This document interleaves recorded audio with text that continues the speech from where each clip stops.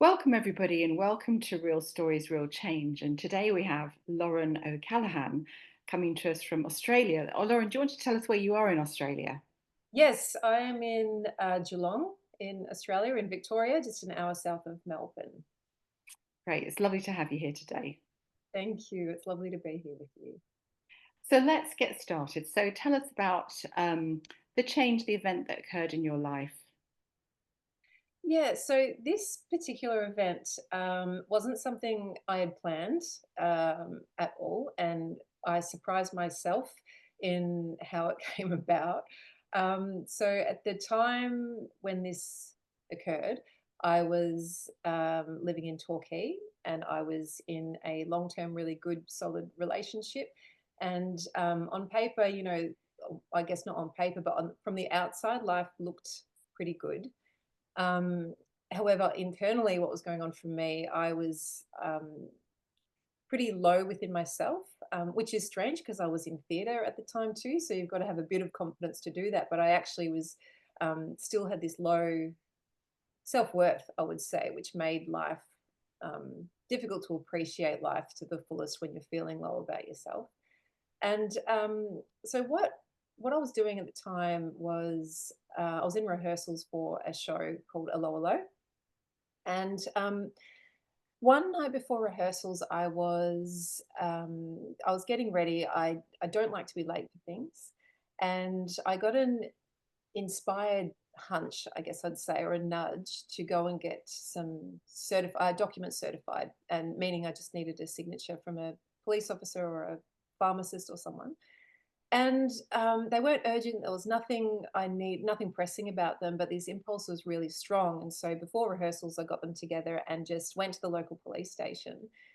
And as the police officer was signing them, I just felt this overwhelming urge. And, before I could stop myself, I just blurted out, "How long after a sexual assault can you press charges?"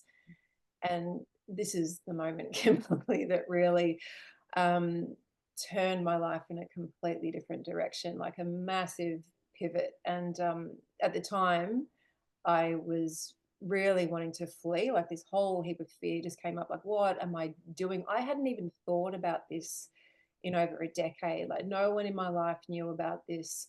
Um, I had at different times seen psychologists, and I made reference to it once, and the psychologist actually said to me, "And this doesn't like bother you?" And I'm like, "Oh, no, no, no, no, no, no." So it was something deeply suppressed, I guess I'd Mm. say. And I feel like because that urge was so strong in me that just came out, it was like my higher self or my inner being was just like, "This is it. This is enough silence. It's time to move forward and stand up for myself." So, what happened then? So, the police officer then, he looked pretty shocked actually, I've got to say, he wasn't expecting that to come out. But he led me into the interview room, and I remember just very calmly going and sitting in there as he just led me through some questions. And the next day, I just got like detective mode on. I was like, it had been 10 years I was trying to piece together. I didn't know like, where this person was. But yeah, they ended up assigning me an actual detective, and it ended up being a court process that went just over 2 years. And it was one of the most difficult times of my life. Like the biggest challenges I've faced have come in that time, aside from the actual rape itself, where, like, I obviously won't go into details about that, but it was impacted me so much that that night I feel like I actually left my body. And I do have a memory of being like looking down from my ceiling, like I became so detached from myself. So years from that, like I spiraled. I ended up with anorexia, and it was just like so. From that event, for the years of challenges that brought, to then bringing it to a head with the court case. And then, even the fact when they found him, I didn't know where he was. When I got that call, um, like literally, Kimberly, my knees buckled and I fell to the floor. Like it felt like a movie moment, like in hindsight, when I look at that, just going, this is real now, and the before I even got to the first hearing, like, it had stirred so much up in me, which made things very challenging within my relationship that I ended up leaving that relationship, which, you know what it's like leaving a long-term relationship. That in itself is a massive challenge. And then by the time I got to the actual hearing, the second hearing, I lose track of when there was it becomes a bit of a blur, but like it was intense. Like it's hours of being questioned by the defense, you know, who really want to nitpick and make things sound certain ways that, you know, it's incredibly confronting. And I've said before that like during all these challenges, you know, what it honestly felt like was that they were there to bring me down, you know, like, because like I said, literally crumbling to the floor, losing a relationship, being questioned, and just all the trauma coming back. You feel like you're drowning. But you know what I know now to have been going on for me was that with every one of the challenges that I was facing, I was stepping further and further into my own power. Like I look at that woman now who faced those questions the way she did. Oh, I'm like, go you. You know, like I can look at that now and just be so proud of the way I got through that, you know, and you can't come through something like that without some sort of learning and growth. And I came out so much stronger than before.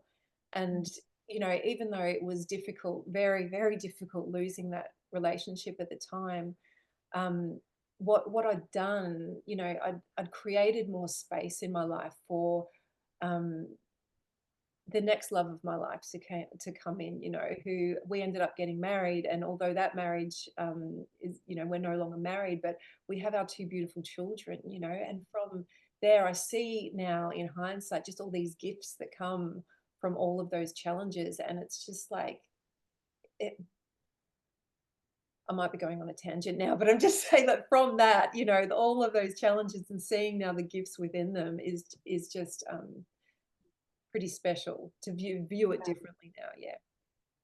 Just going back to that, what was it that you think helped you through that time so that you can look back now and think, wow, I was stepping into my power? You know, because it's a time that it could be completely crushing for one person. So, what was it, do you think, that was different for you? I feel like there was this internal drive that uh, how do I describe it?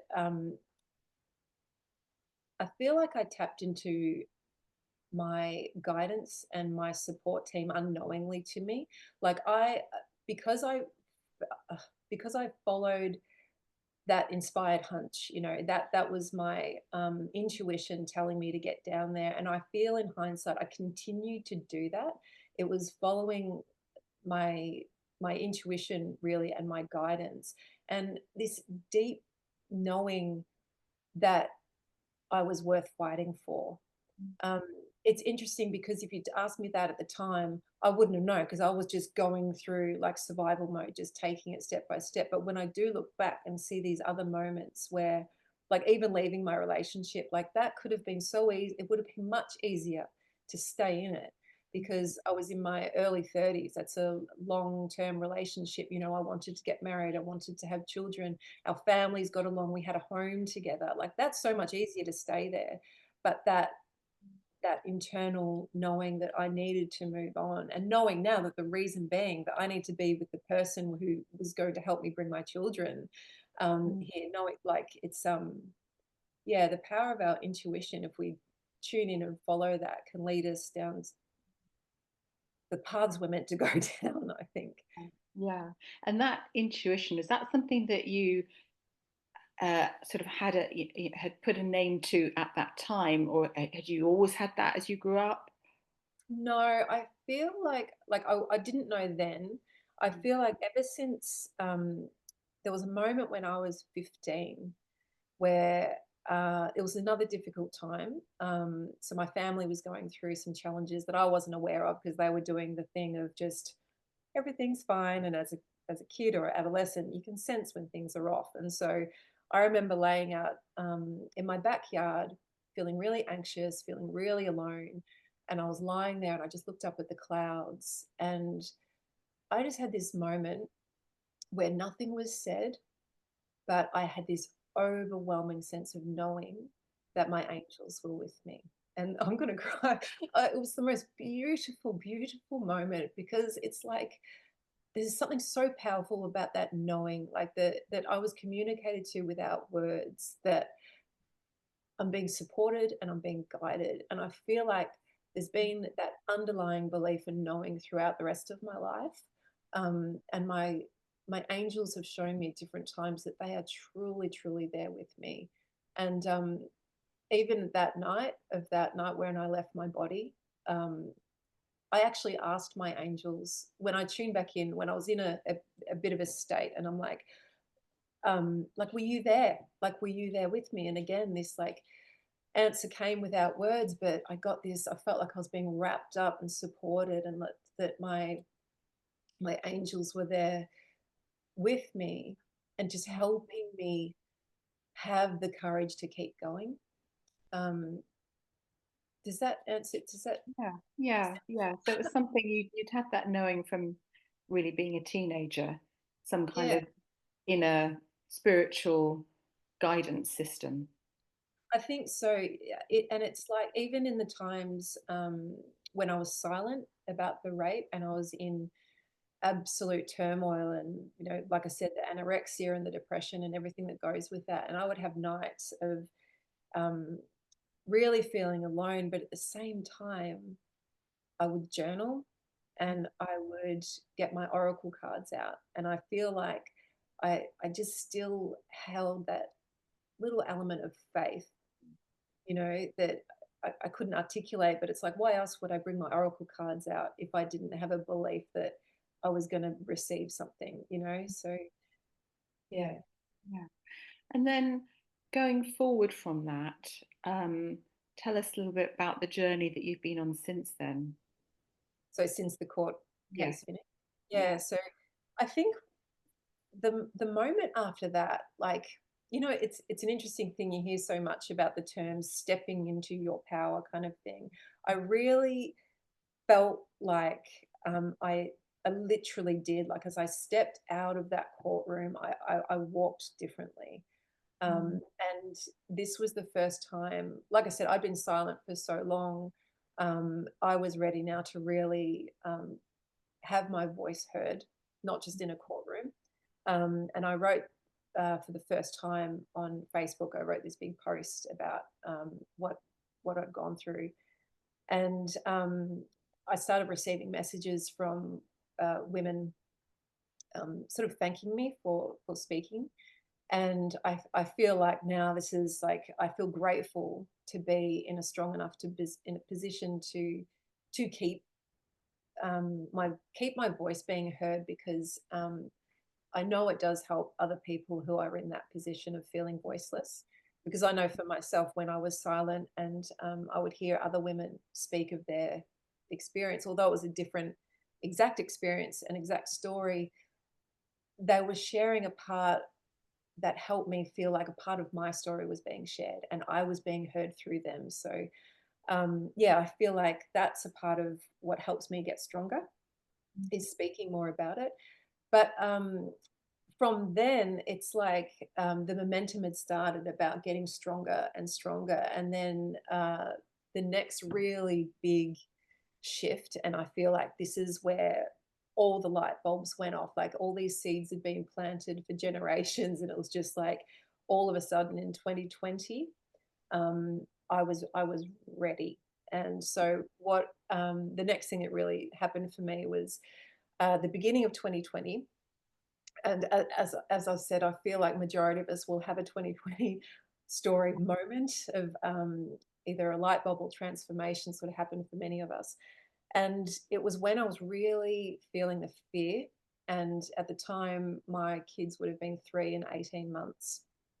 And even before kids, one of my greatest hopes in life was to become a mother and to be the best mum that I could. And when I was sitting in that fear, hearing that, this COVID or whatever they were calling it back then had arrived on our shores, not knowing what's coming next. I stood out in my backyard and I just said, I cannot lose it now. Like, I need to have a strong mind. Pardon me. I need to be in control.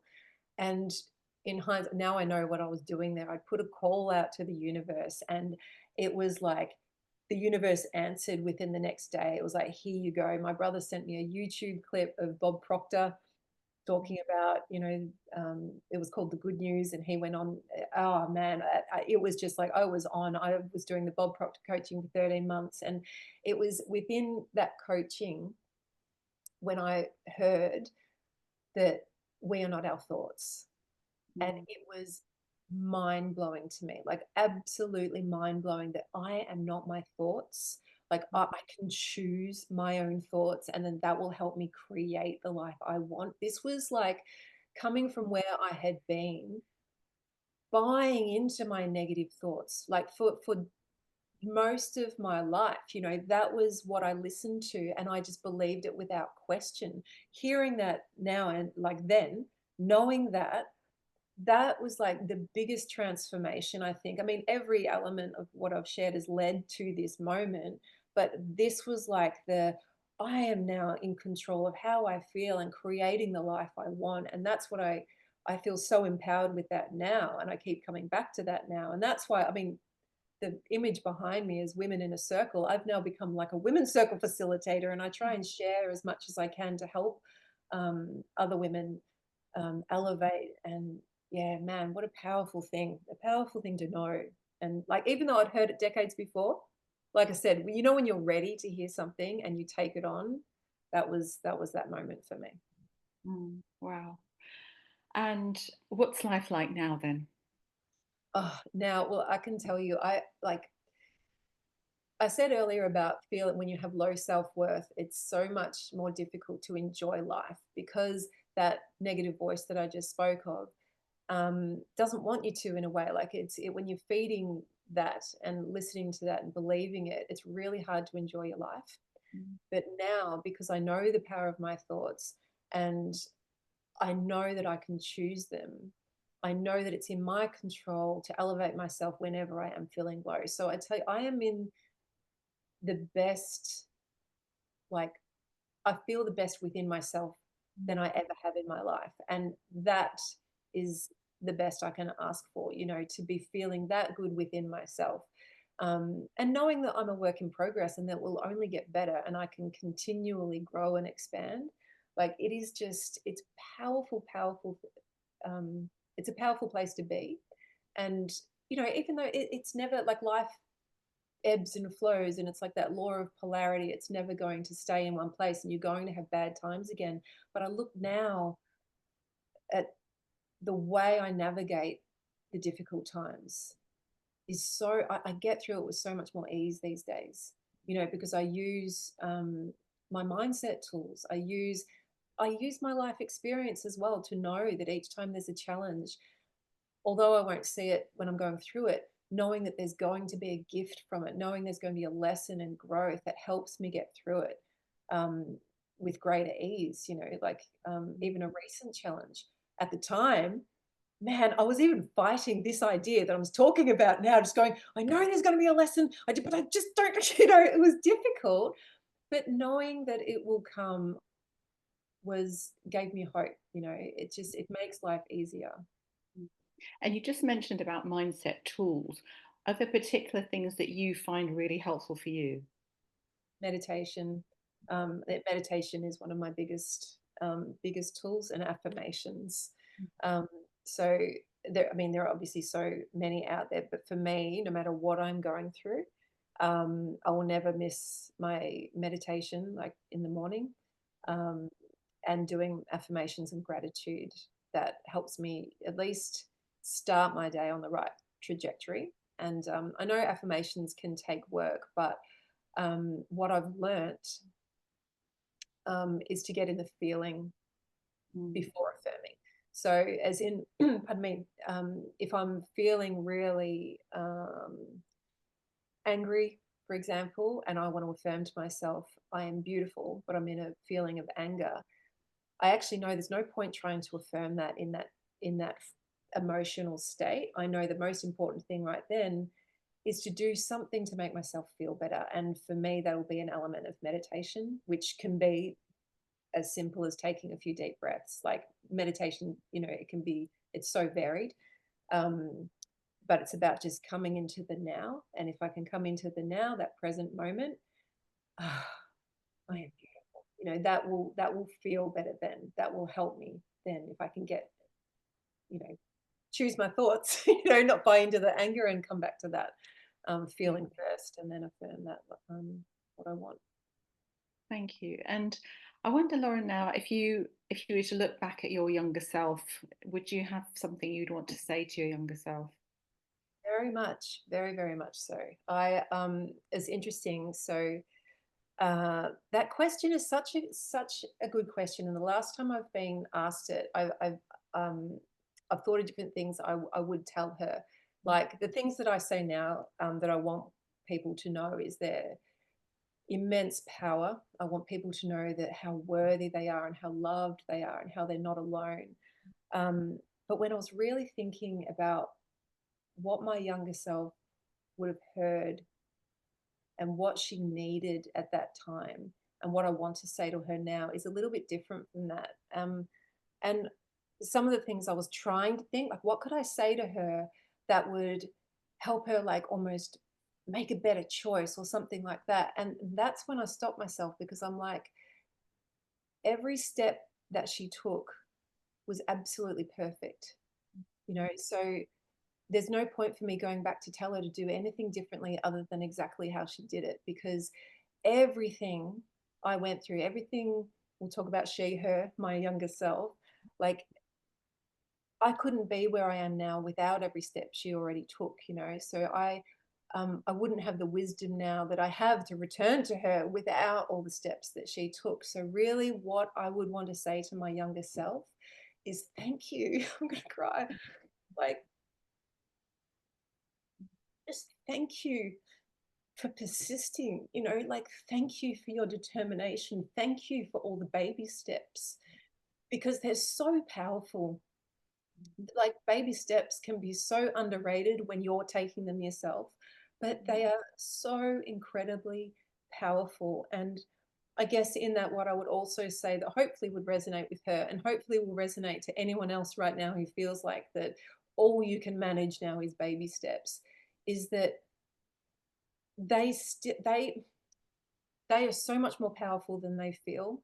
They are leading you to a place you don't even know where you're going to end up, but keep taking them and being gentle with yourself because one day you're going to look back and just be so proud, like so proud that you took those steps, those seemingly insignificant steps that just amount to so much. So, Mhm. yeah. Wow. I don't even know what to say, Lauren, to that. It's just so powerful, your words and your story. So I'm really grateful to you for being willing to share it with us today. Oh, Thank you. thank you. Thank you for asking me here. It's been so, yeah, just beautiful to connect with you here and just, yeah, I hope something of what I've shared lands with someone out there. But yeah, Sure it thank you. will. I'm sure it will. Thank you so much. You're welcome. Thank you.